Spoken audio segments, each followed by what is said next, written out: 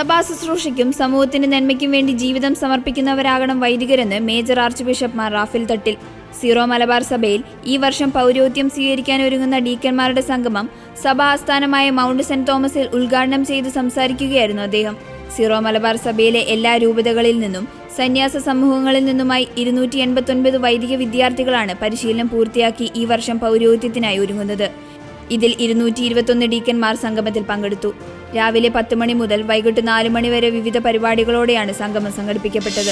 Aleppo നഗരം പിടിച്ചെടുത്ത് ആക്രമണവുമായി കലാപകാരികളായ തീവ്രവാദികൾ സജീവമായതോടെ സിറിയയിൽ നിന്ന് ജനങ്ങൾ പലായനം ചെയ്യുന്നതായി സിറിയയിലെ അപ്പസ്തോലിക് നൂൻഷോയുടെ വെളിപ്പെടുത്തൽ. ഇപ്പോഴത്തെ ദാരുണമായ സംഭവങ്ങളിലൂടെ സിറിയ വീണ്ടും വാർത്തകളിൽ ഇടം നേടിയിരിക്കുകയാണെന്ന് സിറിയയിലെ അപ്പസ്തോലിക് നൂൻഷോ കർദിനാൾ മാരിയോ സെനാരി പറഞ്ഞു.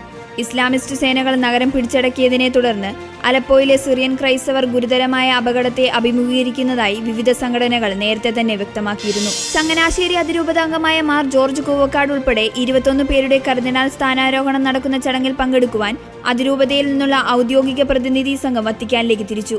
ഡിസംബർ 8 ഇന്ത്യൻ സമയം ഉച്ചയ്ക്ക് 1 നവകർദിനാൾമാർ മാർപ്പാപ്പയുടെ ഒത്ത് വിശുദ്ധ കുർബാന അർപ്പിക്കും. ആർച്ച് ബിഷപ്പുമാരായ മാർ തോമസ് തറയിലും മാർ ജോസഫ് പെരുന്തോട്ടവും അതിരൂപതാംഗങ്ങളായ വൈദികരും സഹകാർമ്മികരാകും.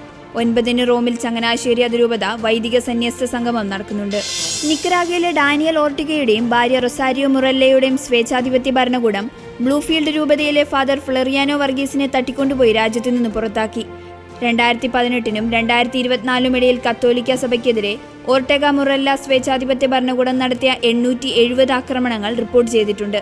വൈദികരുടെയും ബിഷപ്പുമാരുടെയും തട്ടിക്കൊണ്ടുപോകലുകൾ നടക്കുന്നത് ഒരു കാരണവുമില്ലാതെയാണെന്ന് ഗവേഷകൻ മോളിനി അഭിപ്രായപ്പെട്ടിരുന്നു. ഇടവകയിൽ വിശുദ്ധ കുർബാന നടത്തിയതിനു ശേഷമാണ് വൈദികനെ തട്ടിക്കൊണ്ടുപോയതെന്നാണ് പുറത്തുവരുന്ന വിവരങ്ങൾ.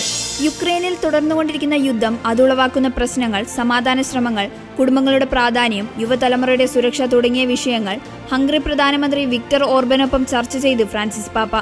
കഴിഞ്ഞ ദിവസം ഹംഗറി പ്രധാനമന്ത്രിക്ക് വത്തിക്കാനിൽ അനുവദിച്ച സ്വകാര്യ കൂടിക്കാഴ്ചയിലാണ് യൂറോപ്പ് അഭിമുഖീകരിക്കുന്ന വിവിധ പ്രശ്നങ്ങളെക്കുറിച്ചുള്ള ആശയങ്ങൾ പാപ്പ പങ്കുവച്ചത്.